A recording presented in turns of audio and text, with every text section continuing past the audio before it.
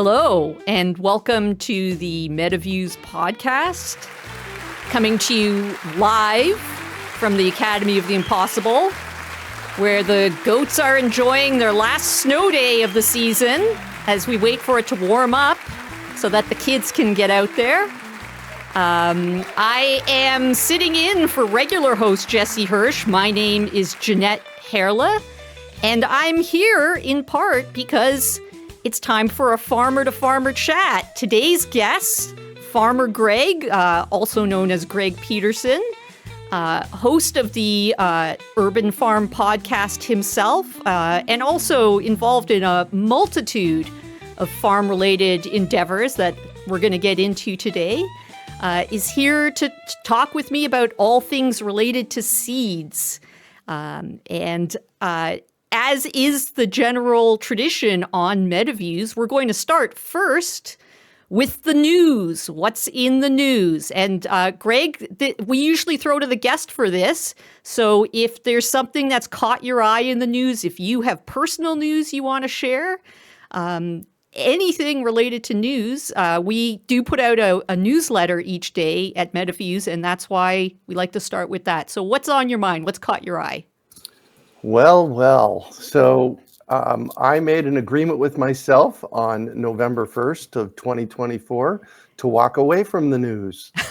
So that is the news. Okay. I am one of those people they call a highly sensitive person. And when I read the news, it just makes my brain go crazy. So I decided to walk away and just farm and do my podcast.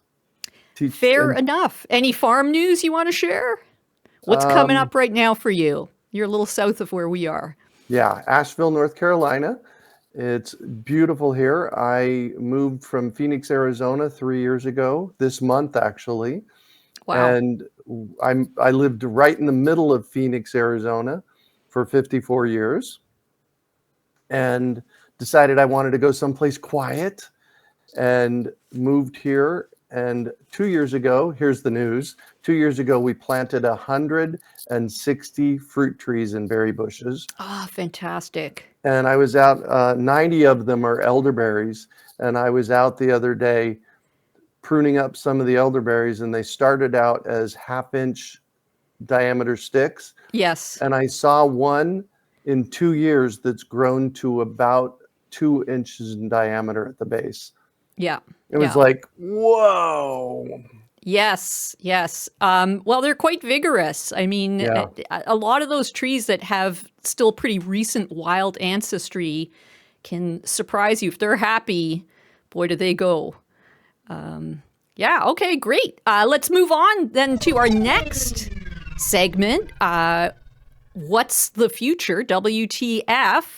And because we are a future-focused podcast, again, throwing to our guest, what do you see in the future? And that you can make that question as open as you want, but if you want to focus on your particular area of concern, that we can do that too and talk about specifically in the farm and seed-related areas. Yeah.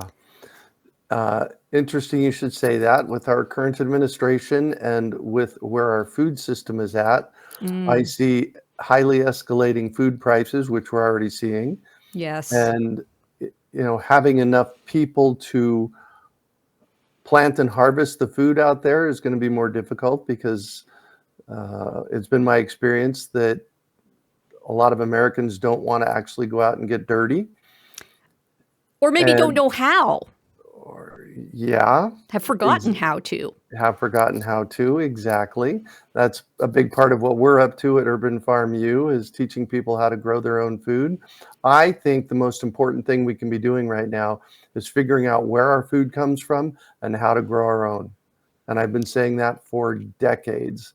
And the solution with a capital T for that is growing food where you live.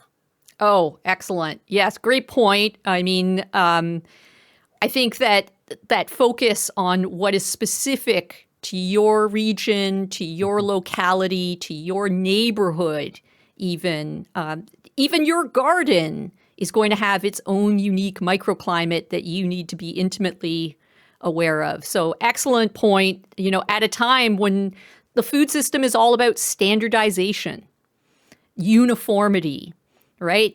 Getting something that looks the same every time, embracing the uniqueness and the individuality of dealing. I mean, I think what's really interesting, is that plants are living things.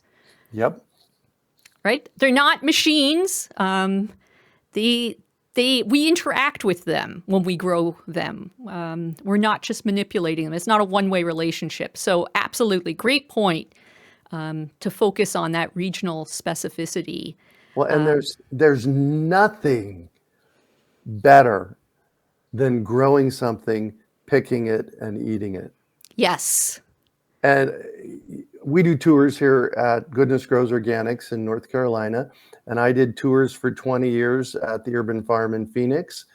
And what I found is that if you show people where their food comes from, not the grocery store, and actually let them pick it, they will eat it. Yes. I had a reporter at the Urban Farm maybe 5, 6, 7 years ago. And she said, I don't really like broccoli. And I said, ooh, come on over here. Yeah. And I picked a piece of broccoli Yes. right off of the broccoli plant. So different. Yeah. Right, exactly. In the front yard of the Urban Farm. And I handed it to her. And she ate it on camera and actually loved it. I'm getting chills as I share this. So that's the difference that growing your own food can make. Yeah. Oh, excellent. I mean, there's so many things there, right? The taste is radically different. Yeah. Right. They're not even the same food object as far as I'm concerned. The piece of broccoli that you grow in your garden just has a fabulous taste that you're not going to get from a grocery store, where that poor broccoli has been sitting, in a variety of places for who knows, it's so distant from its roots in the field at this point. Yeah. But also the satisfaction part you mentioned, I think, is key. Yeah. Well, and here's the problem. One of the big problems with our industrial food system. It's called food miles. Food miles are the amount of miles that food travels from where it was grown to where it was eaten. The average in the United States is around 1,500 miles. And what happens during this process is that they have to harvest this food early. Yes. They Great harvest point. it before it's ripe. And if you want the most nutritious food, harvest it at its peak of ripeness. Right. If you're harvesting it early, it's not nearly as nutrient dense as it could be. Yeah. And then what happens is, as it travels these 1,500 miles, the nutrient density drops. It's inevitable, right? Yeah. There's not much you can do to get around that. Not that they haven't tried, right? Obviously, the other piece here is that a lot of the foodstuffs for industrial farming are bred for stabilization, not flavor, not nutrient density. And profit. Stabilization Indeed. And profit. Yes. Well, we'll get to that because I definitely want to talk about that. You have very beautifully led us to the main, the feature piece today, because I have sort of 3 pillars that I would love to use to support our conversation today. The first one being the myth of the green and the black thumb, which I think really ties into what you had to say about people being alienated from their food and any connection to how food grows or interaction with plants. I think that people do have this sense that there's kind of an innate, like you're either good at growing plants or you're not. And I think as someone who's very involved in the education around growing food, you must be familiar with this. The second piece I want to talk about is seedy business. And I mean that in the sense of a double entendre. Both the business of selling seeds, but also some of the ethical issues around the way that's done, especially on a mass scale. There's obviously a lot of different players in that sector, but I'm hoping that's something we can talk about. And then finally, going to seed as our final, and there I'm not actually referencing, although I am actually referencing the wonderful organization that Julia Dakin, who I know you had on your podcast recently. Yes. She's fabulous, isn't amazing. she? Oh my gosh, I'm getting chills as you mention her name. Super interesting. She is doing the work of the future around seeds. Exactly. And that's why I wanted to reference, I think they're doing some really interesting work. I love the fact that they picked that name for their organization because Right? it points at something I think interesting. That expression that we have in English, going to seed, typically means something becoming ruined, right? Going in an unwanted or unfortunate direction.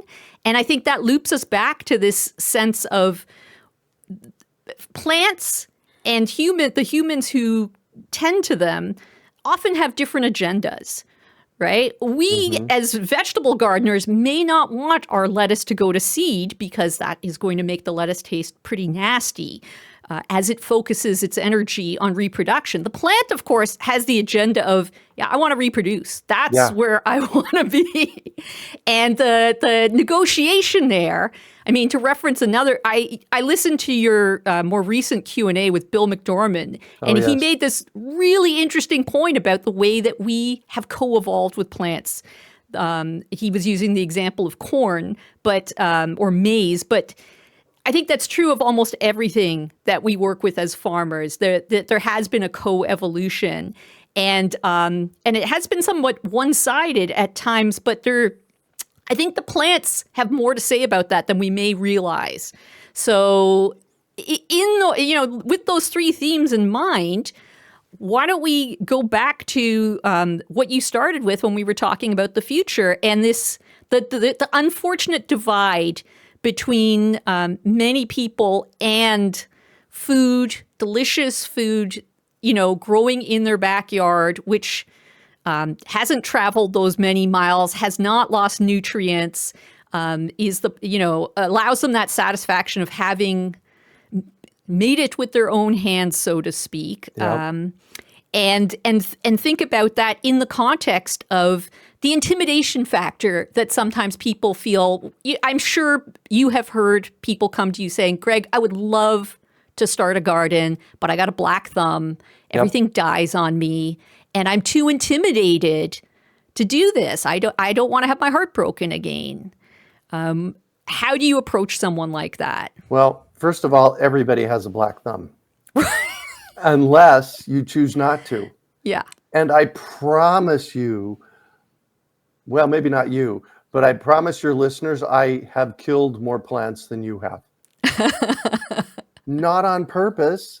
It's just a process. It's a learning process. And if you don't start with a good groundedness in your garden, you're going to have problems. Right. And pun intended, a good groundedness means making good soil.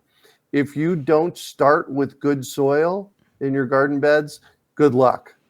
Yeah, absolutely. That's a great point. I mean, and I think that is one of those things that it's so simple, it's easy to overlook it. That is the foundation.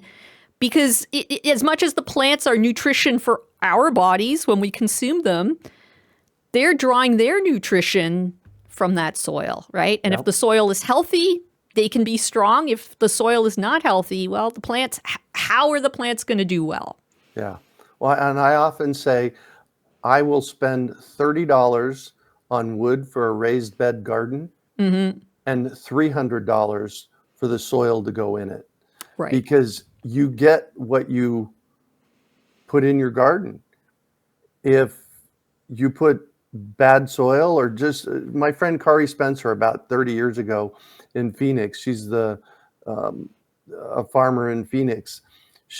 When she started, she dug some dirt out of her backyard, put it in pots and planted things, and they all died. Right. Yes. Dirt is one component of healthy soil. If you Yeah. don't have the other four components, good Right. luck. Yeah. And Yeah. I'll review them real quick. Please do. Dirt, airspace, water, organic matter, and everything that's alive in the soil. Yeah. 5 components of healthy soil. The good news is that you fix broken dirt by adding organic matter. Yes. It's really Yes. that simple. Yep. And, No. as far as the black thumb goes, I've killed things. You may do that. Oh, we Take all a deep, do. exactly. Take a We deep all breath. do. We at Urban Farm U, we have classes on this. There are lots and lots of online resources for how to grow healthy, happy food, and just jump in and start learning. The only thing between a black thumb and a green thumb is your brain. Yes, and I would add, there's your gut as well. And I think this goes back to something that came up in that conversation you had with Bill that I referenced, where you were passing along reader question or listener questions to him, and people were saying, "Oh, how do I know when I plant this or that, or when this vegetable should go in?"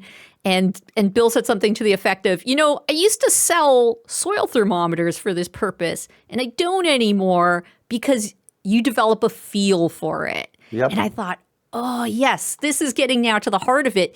You can take the cookbook approach. You can learn a lot of stuff. And that's all very important at the beginning. It does make it more accessible and less Yeah. overwhelming.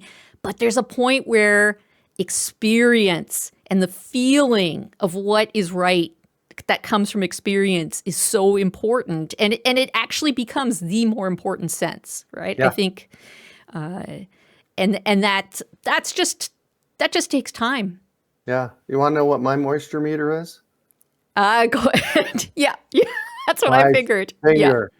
Stick your finger down 3 inches, and is it moist? Great. If not, give it some water. Yes. Yeah. And just having the experience, and again, maybe some plants died in service of this knowledge, but to know that because the very top layer of soil is dry doesn't mean you need to keep dumping water there. That, if the soil composition is good, if you have enough organic matter in there to hold water, you stick your finger down and you may find, oh no, it's fine. It's adequately moist. Right? Yeah. Well, and when you're starting seeds, that top layer does have to be moist. Absolutely. And that's a great example of how different situations will call for that. Starting seeds is a very specific case because you are essentially trying to wake that seed up, right? Yep. You're getting it break its dormancy, and it needs to have certain conditions met in order to, like Sleeping Beauty, finally come out of that deep slumber. And one of them is that extra moisture absent for most cases, right? Again, there are some seeds where, that might actually put them further to sleep if that's not what they're looking for. But and that just comes from experience. Figure it out. Absolutely. Yeah. No. So I think this is a great point because I agree with you that the future probably should feature more people having some kind of relationship to their food, and to a greater share having a production relationship to their food. We were just before the podcast began, we were talking about having chickens, which is kind of an entry level livestock, and something that's increasingly accessible to people in urban settings in a way that it wasn't before. Oh, big time. Yeah, and goes actually hand in hand with the gardening piece. I mean, just from my own personal case, because the soil where we are is extremely rocky with a very thin layer. We're basically on a finger of the Canadian Shield here. I didn't do any plants in the initial years. I did a lot of observation of the flows of water and wind and light, but I got livestock who produce copious amounts of manures. There you go. Because I needed to build soil for planting. And again, in an urban setting, I couldn't have horses or goats or pigs, but you can have chickens. And they, even though they produce a very hot manure that does need to be properly aged, that stuff is gold. Worms, vermicomposting, that's accessible to people in the city. And they produce amazing organic material, plus, help you process your compost. So I think that integration of animals into your garden ecosystem is kind of one of the most fun parts. I love it that you included worms as animals. We do in our course on backyard livestock. Worms is one of them. Well, that's what they are, right? I mean, even fungi as an intermediate, because not really one nor the other, have a really important role. I think it's becoming more and more evident, right? There's been a lot of interest lately in especially mushrooms, but fungi in general as a class of biological entities. And they're absolutely essential as well. We're learning more and more to how plants thrive. I open myself up to emails from listeners, and I get a fair amount of them. And I always love it when somebody emails me and says, "Oh my gosh, Greg, I have mushrooms growing in my yard. How do I kill them?" Yeah. And the thing is, if you have mushrooms growing in your yard, you're doing something right. Yes. You want them there. Yeah. Well, because they're just the fruiting body of a massive underground network, right? Which massive. I love the way you said that. It's that. I mean, to me, that is one of the most extraordinary life forms for that reason, because it's so much of it is unseen, and we're really just getting the very tiny tip of the iceberg in those mushrooms that we do see on the surface. But yes, that's an excellent point. That is a sign that, actually you're way ahead of the game in terms of your soil. Yeah. Well, and while we're on the topic of killing things, I also get emails from people that says, "I have these bugs on my plants. How do I kill them?" Yeah. And 95+% of the time, those bugs are good bugs. You don't want to kill them. Yeah. And anything you bring in the space to kill them is going to kill the good bugs as well and throw everything off. Oh, yeah. I mean, okay, you know what? Again, you have done the magic of bridging us to the next thing, because I think that what you're describing there, that mindset of there's this insect, I am going to look at it as a pest, as a problem, and the only possible solution to that is eradication through chemical or mechanical means. That's a mindset imported from industrial agriculture and the practices which I already have a problem with, but I think it's obvious they don't belong in horticulture, that they're a very poor fit, in fact, with horticulture, even though they have dominated, certainly in North America at least, that has been the mode. And we see that just as much in the way that seeds are handled and the whole business around the distribution and selling of seeds. Yeah.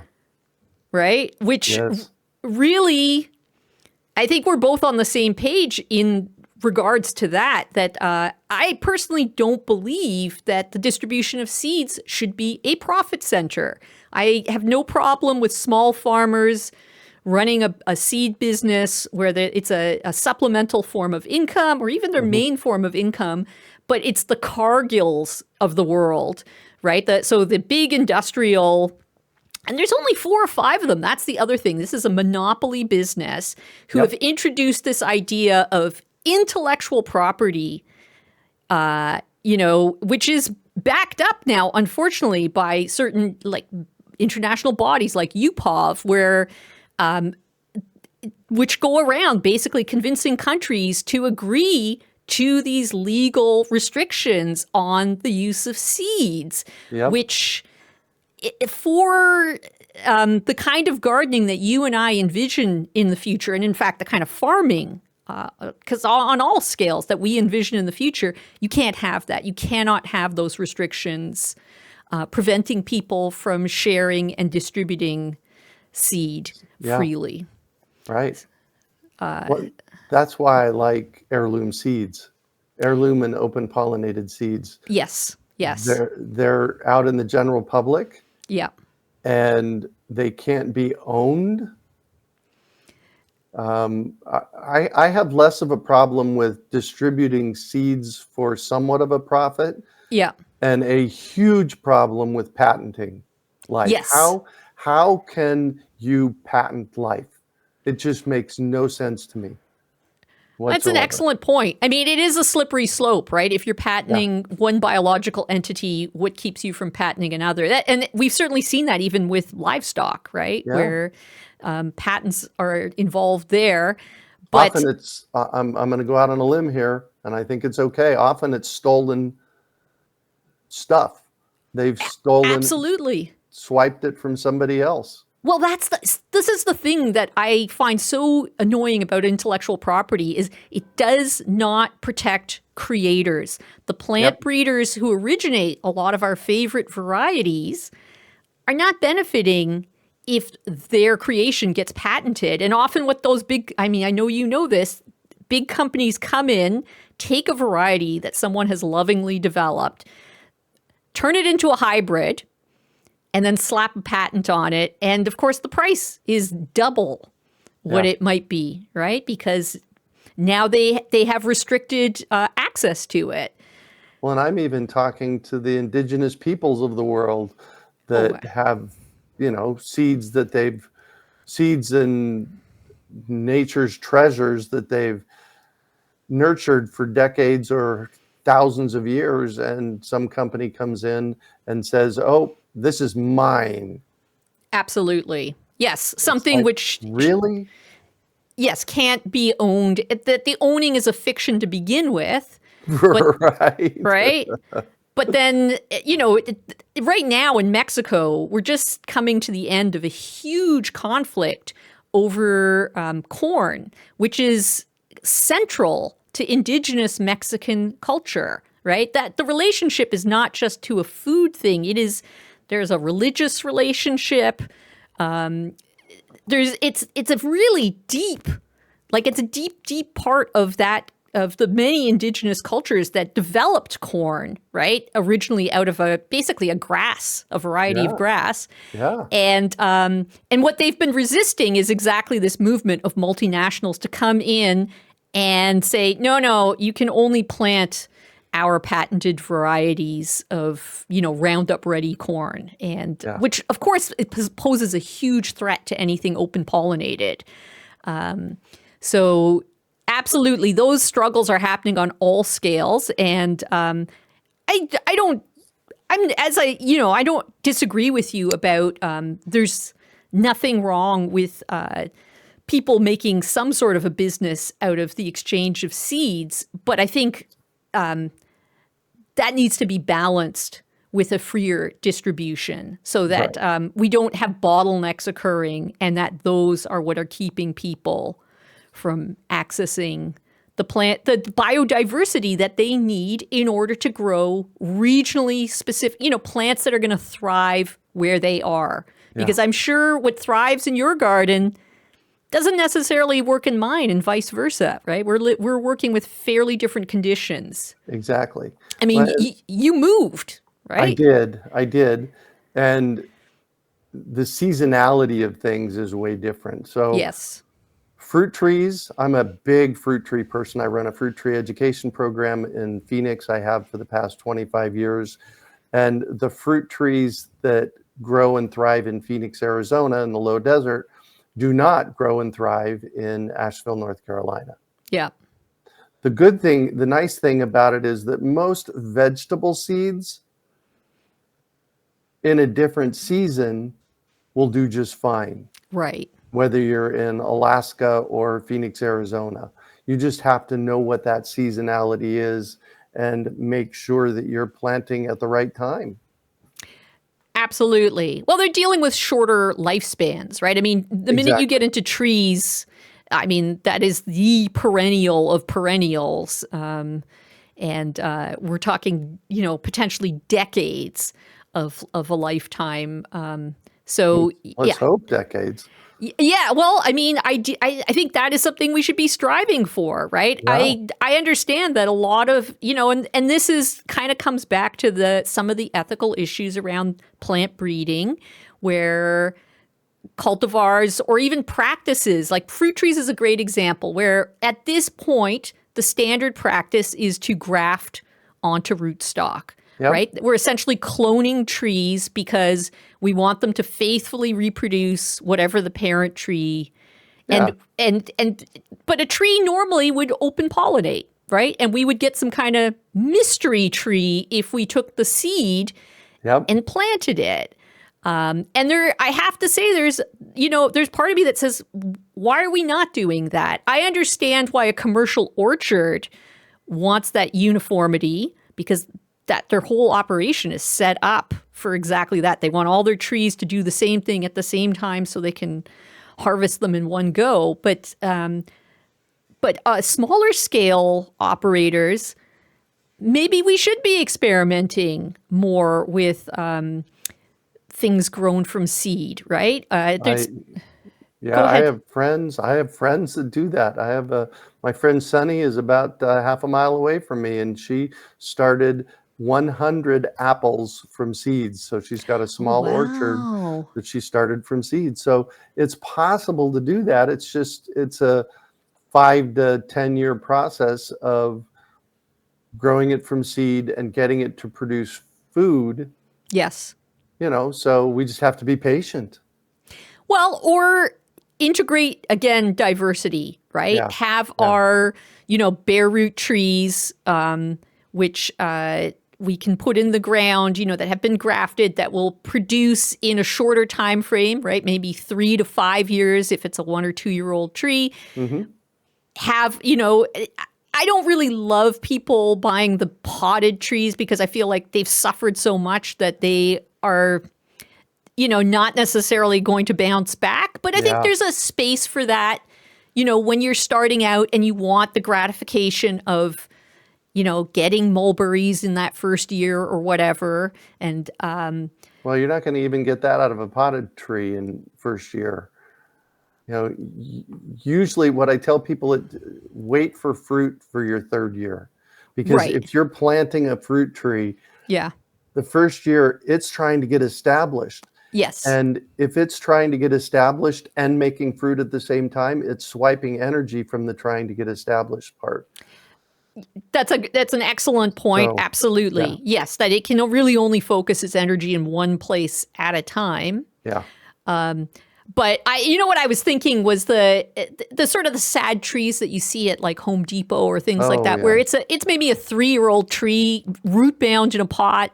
Yep. So let's talk about that real quick. Yep. About 6-7 years ago, I had one of the local Phoenix TV stations ask me to go to one of the big box stores to shop to see which of the edible plants, garden vegetables, fruit trees, berry bushes, that kind of stuff, were climate appropriate for the low desert. Right. Were they on the right rootstock? Did they ripen at the right time? Did they get enough chill hours? And over 60% of the plants that the big box store had for sale in Phoenix, Arizona, would never produce fruit or vegetables in Phoenix. Oh, yeah. So don't go to your big box store and buy stuff unless you know 1,000% what you're doing. Absolutely. I think this you're now getting exactly at this ethical issue that I was interested in looking at the business around plants, because even in the horticultural space, things like exactly what you mentioned, these grown out plants sitting in pots, which are, they're all coming from some central depot, right? They all bought them from a greenhouse. They're coming from one place, going out to a huge variety of bioregions where they may or may not be suitable. Yep. But even the seed packets, right? If you look at the big commercial seed producers, I often find that they give minimal indication of whether this plant is going to work in your area, whether, and here's a classic example, artichokes, right? Most artichokes are not going to work as far north as I am because it's just the growing season is too short. Right. But you're never going to find that information written on anything because they sold you the package. Yep, that's what right? they're after. Yes, Exactly. Or anything that needs a little bit of special assistance in germinating and that information is not provided. It's like, well, it must have been your fault, right? Because you didn't know any better. There was no indication that, oh, hey, this thing actually needs light to germinate, so don't bury it, an inch deep. Right. So I think that there are some... The degree to which a lot of those materials are marketed with no regard to the education piece that's necessary to be successful with them because they just want to make the sale. Yeah. Right? And they just want to have that inventory out there for consumers who they're selling dreams, basically, right? People, want to get into it. They think, oh, yes, wouldn't it be amazing to have an apple tree? And they go buy that poor tree that maybe even out of desperation at this point because it thinks it's dying, has a couple apples hanging on it, and they think, In great, the pot, right? Yeah, it's already fruiting. This is perfect. And of course, that tree is probably going to croak as soon as it hits winter because it barely had anything left at that point. This was its last attempt to reproduce before it passed on. I watched one of my neighbors put in a larger tree. It was about 4.5, 5 feet tall and 3 feet in diameter, and it was covered with apples. Oh, as they were planting it. And I told them, you need to take those apples off. Yeah. And they were like, no. And so it'll be interesting to see how it comes out of, or if it comes out of dormancy this year, because it spent all of its energy making the fruit. Yeah. Yeah. So. Which, I mean, takes us right to that third pillar, which is the not always harmonious agendas of the plants, we grow and our own agendas. Because as you point out there, that's a great example of that conflict, right? Your friends who planted or your neighbors who planted that tree, well, they want apples, right? That's why the tree is there. They want that gratification of picking an apple off the tree. The tree, on the other hand, doesn't really care about that. It's dying. It knows it's dying, and it's literally. Yeah, I just need to reproduce before I die, and then at least I've accomplished my mission. Yes, exactly. And that's what, as plants, as they're thriving, they make fruit, but also one of the things that a plant will do as it's dying is it will make fruit and flowers. Yeah. To accomplish its mission. That's exactly what you said. Well, and I think it's interesting because, Greg, to you and I, that's a pretty basic, aspect of plants that we're familiar with. But I am pretty sure that will be news to many people who happen upon us, talking about this, that they would never necessarily have thought of it that way. Here's what I tell people to do when they plant a fruit tree. Plant the fruit tree. Remove 100% of the fruit the first year. Second year, let it grow, let it thrive. Remove 90% of the fruit the second year. And that freaks people out. Yeah. It doesn't, like you said, it doesn't fit their agenda. And then in the third year, you're actually going to get some great fruit off of a strong tree. Yes. And by the fourth and fifth year, if it's a good producing tree, you're going to get an, oh my gosh, amount of fruit off of the tree. It's a long game. It is. Yeah. It is. And that you're setting that tree up for a 20-year lifespan, a 40-year lifespan, an 80-year lifespan. I had 2 citrus trees in my yard in Phoenix, Arizona, that were over 100 years old, and they were still producing fruit. Mm-hmm. And a big part of it was the way that I took care of the trees. Yeah. Yeah. That's the stewardship piece, I think, is that recognizing It's not that I'm the boss of you, tree, and you're going to do what I need you to do, but Right. rather, how can I help you perform at your best? Yeah, And exactly. how do I give you what you need to get there? And with a tree, it's, as you said, it's kind of counterintuitive, but you are rechanneling its strength into building that firm foundation. Yep. And that's a case where I would say I'm sympathetic to the gardener's, desire to see produce, but that's why you plant a variety of things in your garden. Put in those easy gratification annuals and the things that are going to turn over fast, so almost go on their own, so that There's you not get that. there's not an almost about it. My property in Phoenix, Arizona, I lived at it for 32 years. Yeah. And I planted open pollinated and heirloom seeds for all my vegetables Right. and 80 fruit trees on a third of an acre. And, I fertilized them and built soil appropriately. And what happened for the last 15 years that I was on the property is lettuce would go to seed. Yes. I would let those seeds just spread themselves. Yes. I would let carrots go to seed, broccoli. I let all these things go to seed. And for those people that are gardeners out there, you know this to be the truth. The volunteer seeds, the volunteer plants, the ones that show up, Yeah. just show up, you didn't plant them, those are the ones that do the best. And at any given moment in my yard in Phoenix, Arizona, there was all year round, even in the summer and winter, there was 5, 10, 15, 20 different things that I could go out and harvest that I hadn't planted this year or last year or the year before, because they just come back year over year. One of my greatest successes, this is going to sound silly to some people, but one of my greatest successes is I was out on a walk with my dog Kismet, and one house down and across the street, there was a lettuce plant growing in the neighbor's yard across the pavement, across the street.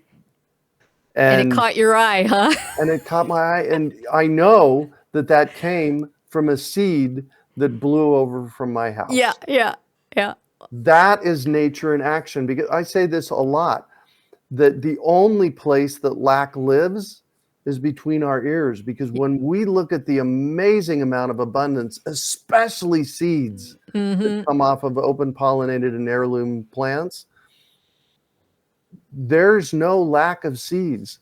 Those seeds are probably the most abundant thing on my farm.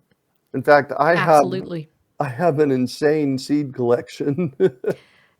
And it just keeps getting bigger. Yep. My partner Heidi's over there looking at me smiling.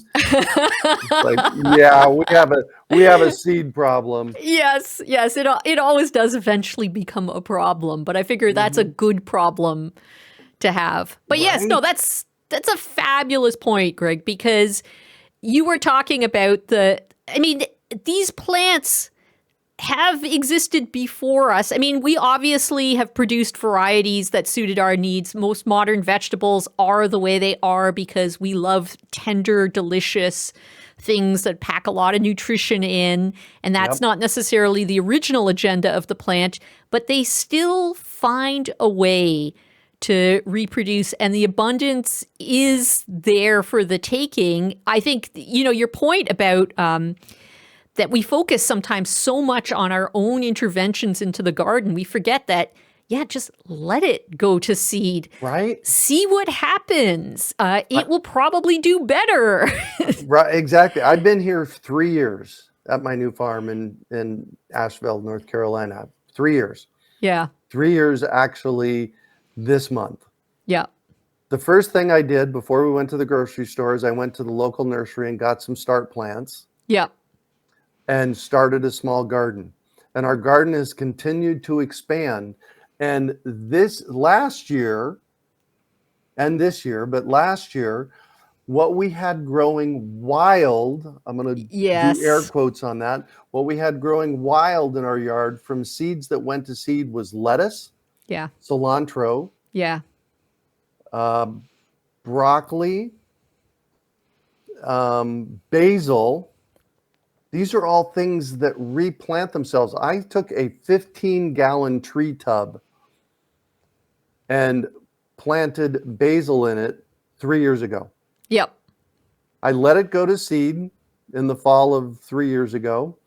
And in the spring of 2 years ago, it sprouted basil in that same pot. Mm-hmm. Because I stripped the seeds off and I dropped them back in the pot. Yeah. Yeah. And in the fall of year 2, which was last year, I did the same thing. And I looked at that pot the other day, and guess what? We got basil coming. Yes. Yes.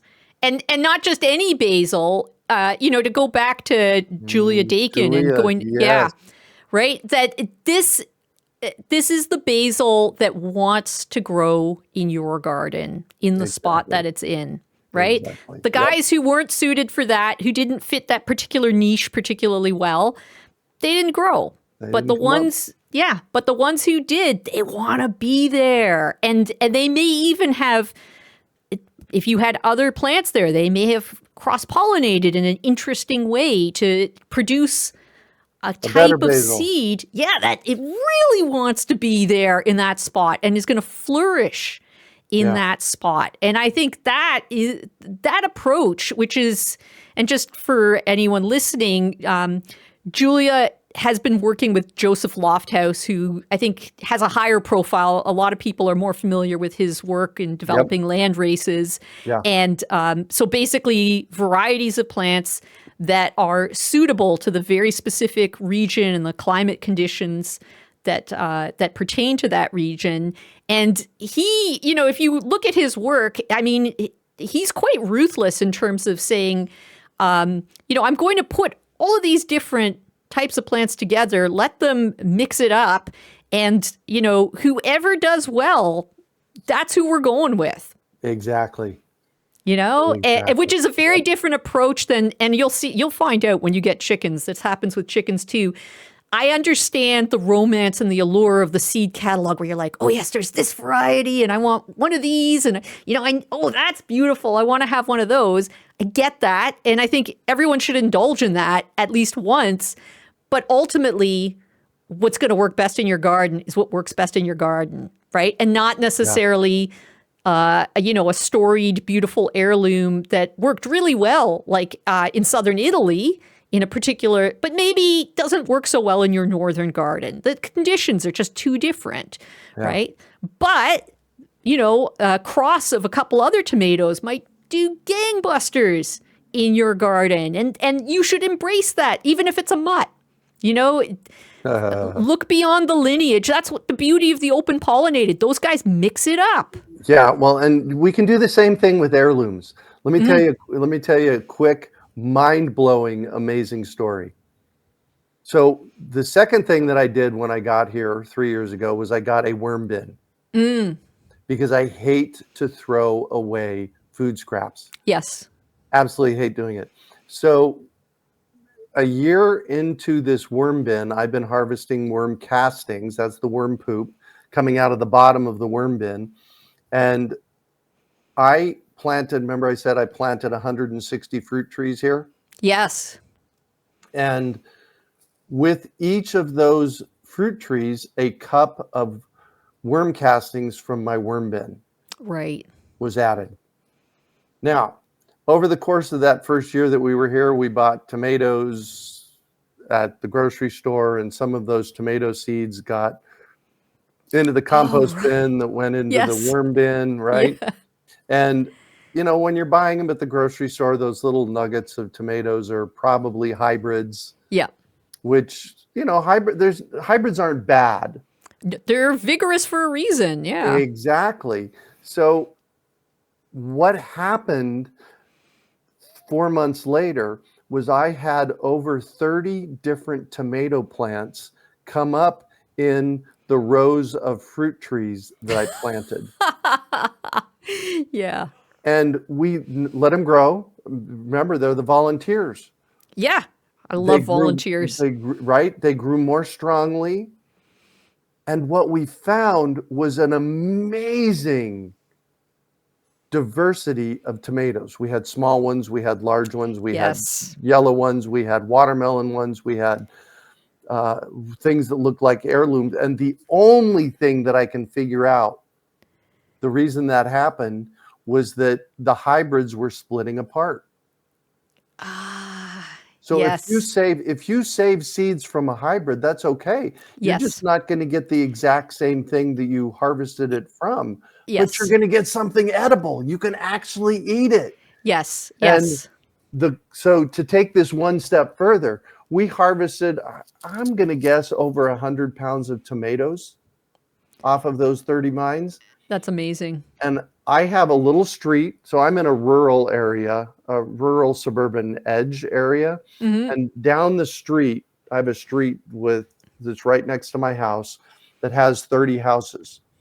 And so Heidi and I harvested the tomatoes and put them on a on a table and put a sign up that says free tomatoes from Greg and Heidi's organic garden. Ah, wonderful. The Wonderful. neighbors went bonkers. Yeah. We gave away baskets and baskets and baskets of tomatoes. They just absolutely loved it. So that's the abundance that we can derive from growing our own food. Going back to the first question you asked me about black thumb, this Yeah. is what you can do. It is Yeah. possible. And you're I going to think, make mistakes. well, and I think, this is a great point at which to wrap things up because we have really come full circle. And I think a lot of what you've been saying over the course of this conversation is that the capacity that the abundance is there, the capacity to access it really just requires a little bit of a shift in our expectations. Yep. And a shift in maybe our priorities or our values, so that we aren't necessarily focused on uniformity, predictability. We're willing to embrace what works. Yeah. And that wonderful story of yours of the hybrid tomato, which gifted you with the genetic diversity of all of its forebears, Right. right? And so that you had a real mixed bag come out of that. That is something to be celebrated rather than lamented. Exactly. And most importantly, shared with our community. Yeah. Right? Spreading that abundance around. Yeah, exactly. Can I mention our seed company that Bill and I own? Please do. You actually, again, wonderfully anticipated. The last thing we do here is we do a shout out. So go ahead and shout out your company. Great. So I have a quick story first. Okay. And about 15 years ago, I went to an in-person week-long seed school with Bill McDorman and Bell Starr. You mentioned Bill earlier. Yep. And coming out of that, this was 2011, I believe, so a little more than 15 years ago, or I guess that is 15 years ago. Coming out of that, I discovered that Phoenix, Arizona, 4.7 million people didn't have a seed bank. Wow. So I decided, with Bill's help, that I was going to start a seed bank. So I started a seed bank, and what that looked like is I bought $2,000 worth of bulk seeds. So I was buying them pounds at a time and a big freezer and stuck them in the freezer. And I said, now I have a seed bank. And I said to Bill, okay, we got a seed bank. He said, Greg, that doesn't solve the problem. No. It doesn't solve the problem. I said, because they're alive. Well, no, that's fine. Storing them in the freezer is actually a good place to store seeds, believe it or not. Right, but you got to use them and spread them around. Exactly. And so I said, what's going to solve the problem? And he said, we need to get 10,000 of those seed banks in people's gardens, freezers, not garages in the desert. Sorry, not that, but in a cool, dark, and dry place. So Bill and Bell and I created an event that we called the Great American Seed Up in 2014. And basically, it's a seed bazaar. We put 100 open pollinated seeds in a room, in buckets. And we let people package their own seeds. It's a bulk seed buy. Yeah. You get a cheat sheet, and you walk around to the Armenian cucumbers, and sitting at the Armenian cucumber table is a bucket of Armenian cucumber seeds, Yeah. a business card that says, here, this is how you propagate it, a plastic bag, and a scoop, and you get to scoop your own bag of seeds, essentially. Yeah. And what this addresses is 90% of the cost of a seed packet is in the packaging and marketing. Yeah. Yeah. So all of a sudden, we have a jumbo scoop of seeds that you get for $1.25 at this live event. And so in 2025, we had to skip 2020 because of the COVID, but in 2025, we will be doing our 11th annual Great American Seed Up in Phoenix. So COVID happened, and Bell, that's Bill's partner, Bell says, why don't we do a seed up in a box?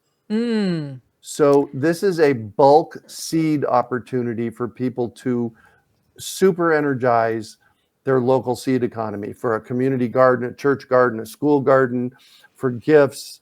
And what we've done is we've designed a bundle of seeds where you get 250 packets. Those 250 packets are 25 different varieties, and the packet cost per seeds is about 80 cents. Yeah. They're open pollinated seeds, and along with this comes seed education to teach you how, because ultimately what we want to do is we want people to put us out of business. Yes. Because they're saving their own seeds, which is exactly where you started this conversation almost an hour ago. Yeah. Absolutely. Why should we be paying for seeds? No, and to put the hat on it, we started off at the very beginning talking basically about food security when we talked about the future. And, this anecdote of yours is a wonderful example of how food security doesn't come from having a centralized depot. It comes from distributing it into the community. Everybody has a little bit and has that seed stake that they can grow themselves into more seeds. Yep. Right? It's that combination of the tools and the education in how to use them gives everybody the ability to participate. And that is unbreakable. Yes. So we've got a couple of videos at seedupinabox.com. Excellent. And you can check that out. You mentioned my seed chat with Bill. Bill and I have been doing a monthly seed chat that goes out. We do it live once a month, and then it goes out on the podcast the following month. You can find that at seedchat.org. It's very entertaining. Yep. We have fun, and there's always something seedy to talk about. That is true. There's always something to talk about.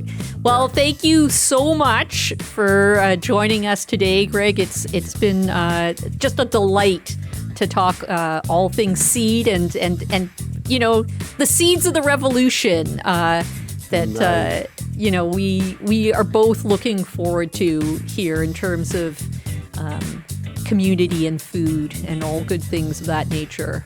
I got one more piece of advice for people. Please take us out with that. It's simple. The most expensive thing to buy in the grocery store and the easiest thing to grow in your windowsill are herbs. Yes. Yeah. Just the other day, we bought a hydroponically grown basil plant at the grocery store. We harvested the top part for our dinner, and we stuck it in a little pot, and the roots are growing like mad. So it can be that simple. Yep. Grow herbs. Yep. No, great point to conclude with.